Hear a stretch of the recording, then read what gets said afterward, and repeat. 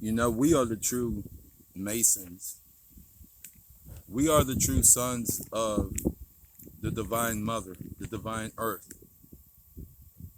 If you break up the word Mason, it says my son, right? Mason. So Ma's son, mama's son. You divine masculines, you are mama's sons. You are the divine masculines that are supposed to be protecting mama. Because we wasn't on our job, mama has not been protected. Mama has been raped, pillaged, and plundered. So how long are we gonna let mama get hands put on her?